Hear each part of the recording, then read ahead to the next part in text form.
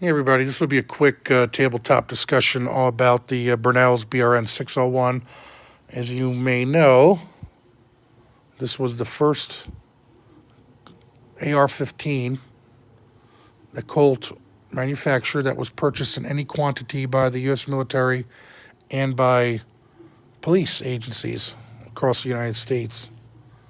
So this is the one that really launched it all. If you notice, no forward assist.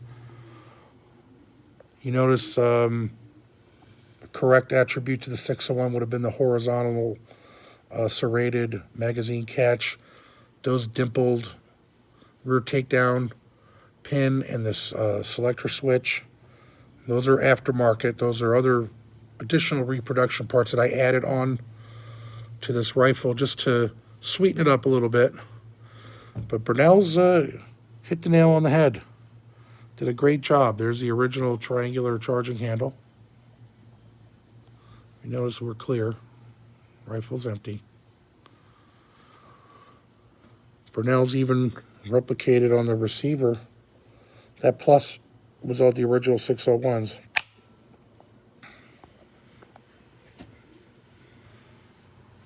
Even those mold marks you see in the triangular handguard, those were found on the originals.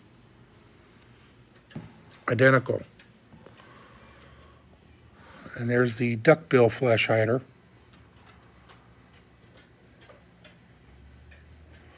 Quite different than the three-prong that was on the XM16. It came a couple years later.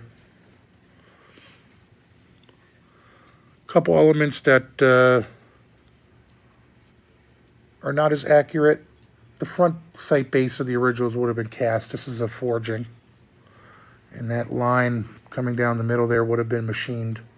Should have been machined off if you really want to make it correct looking. But, I mean, we're really nitpicking at that point. We've got a skinny barrel.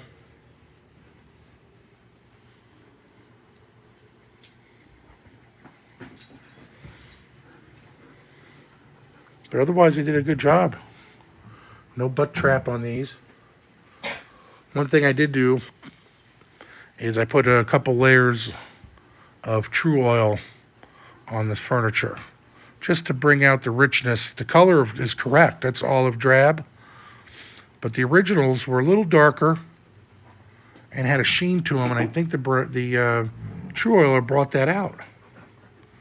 I think this looks better and more correct than any painted versions. I know people use all these different testers paints and model paints and trying to get the color to be closer to the originals. I think the True Oil nailed it. You tell me. Just got the right amount of sheen to it.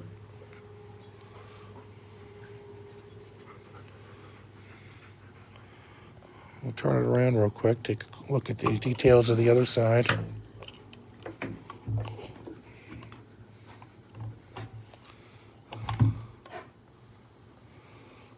Again, those dimpled parts were, I put those in.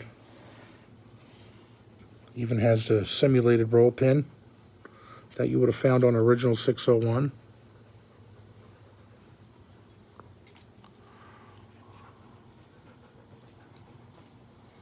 One thing I didn't do is put the original 601 bolt release. I'll stick with the modern version, thank you. I took it to the range over the weekend, shot great, very reliable, no issues. Not a MOA tack driver, but service grade accuracy. I'd say 2 to 3 MOA at 100 yards.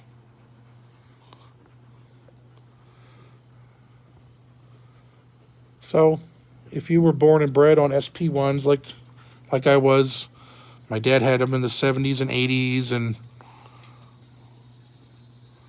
or you like Vietnam, or you like the retro ARs, this is definitely a great candidate along with any of the other retros in Brownells lineup.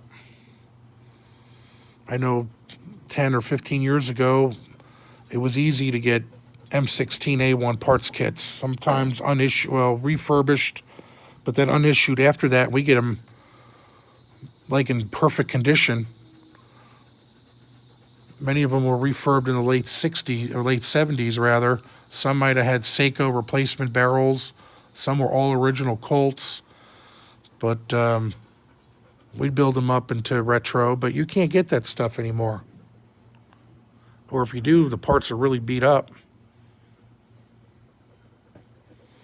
We do the Brownells Cold Gray on them and build them up and have a pretty nice rifle. But Brownells really did a great job here. All the there's no old parts used in this. This is a strictly new rifle, and it's still effective today as it was then. So if you're in the market for a 601, I can highly recommend it. I mean, I've been building ARs since the late 90s and know my way around them pretty well. This is a very well made AR, very well machined.